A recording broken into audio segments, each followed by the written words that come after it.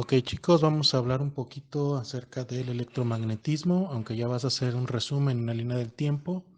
Sí, te voy a explicar para que quede un poquito más claro. Ok, quedamos que el electromagnetismo es la relación que existe entre la electricidad y el magnetismo, es decir, cuando se genera una corriente eléctrica produce un campo magnético, que ya lo vimos en la sesión anterior, ¿sí? Entonces, vamos a poner un ejemplo, ¿sí? Esto ya lo tienes ahí también en las hojitas que te mandé para hacer la línea del tiempo. Recordemos que estos símbolos de aquí representan una pila o una corriente, ¿sí? Una fuente de voltaje. Este simbolito que está aquí representa que ahorita no puede pasar la corriente, se está siendo interrumpida, ya sea por un interruptor, puede ser como un apagador de la luz o lo que sea, que no deja que los electrones caminen, ¿sí? O formen una corriente eléctrica. Entonces, la brújula que tenemos aquí está paralela al alambre conductor, a este alambre de aquí. Ahorita se encuentra así porque, te digo, no está pasando corriente eléctrica. Pero si nosotros en este mismo circuito bajamos el interruptor, generamos la corriente eléctrica, que recordemos que va del negativo al positivo porque son electrones, los electrones son negativos y llegan al polo positivo. Se genera un campo magnético aquí en medio que hace que esta brújula gire 90 grados al cerrarse este circuito, ¿sí? Entonces, viendo esta otra imagen de aquí, si nosotros tenemos una barra de hierro, ¿sí? Que no sea un imán, que nada más sea una barra de hierro, y la ponemos en U, y a esa barra de hierro le enrollamos un alambre aislado. ¿Qué significa aislado? Que tiene un recubrimiento de plástico que no permite que la corriente pase, o la corriente eléctrica pase a lo que es el hierro, sino que nada más circule de aquí, que pase por todo esto de aquí y llegue aquí a la pila. Al momento de que pasa corriente aquí, aunque este no sea un imán, se genera un electroimán simple, ¿sí? Ok, entonces ahora vamos a ver un poquito lo que son los transformadores, ¿sí? Los transformadores funcionan también como un electroimán. Entonces, tenemos aquí, por ejemplo, este es un ejemplo de un electroimán, de un transformador. Tenemos una corriente, una fuente de corriente alterna, donde nosotros enrollamos también a esto que se llama una bobina, tiene un núcleo de hierro, ¿sí?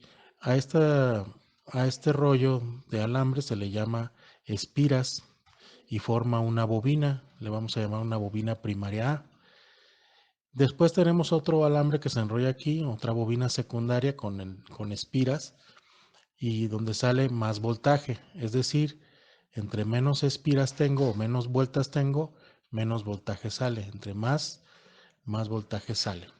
Entonces vamos a utilizar esta pequeña formulita que está aquí. Dice que hay una relación. Si yo divido el voltaje del primario entre el voltaje del secundario y divido también el número de vueltas del primario entre el número de vueltas del secundario, es lo mismo. Si aquí me da un 3, aquí me va a dar un 3.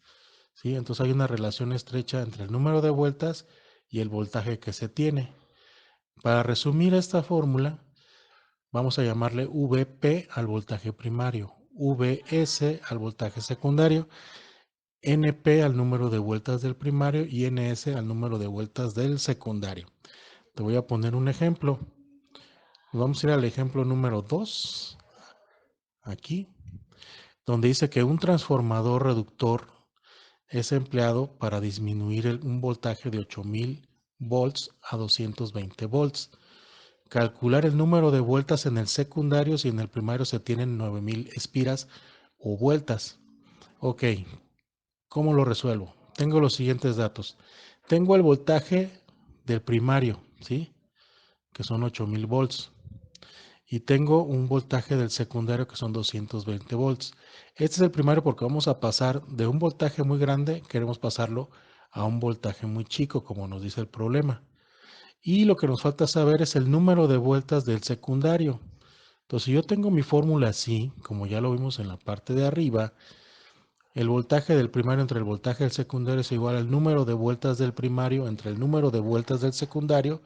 Vamos a despejar esta de aquí, que es la que nos interesa y que no sabemos cuál es. ¿Qué es lo que tengo que hacer? Esta NS de aquí la voy a pasar acá arriba, a que multiplica esta V. Y esta V de aquí abajo la paso al otro lado, también multiplicando, y entonces me quedan así. NS, que estaba acá abajo, pasó acá arriba, por BP. Y es igual a esta de aquí, NP, por VS. Y ahora sí, esta que tenemos aquí, que queremos despejar porque es la que no sabemos, esta VP la paso para acá dividiendo. Y me queda así mi fórmula.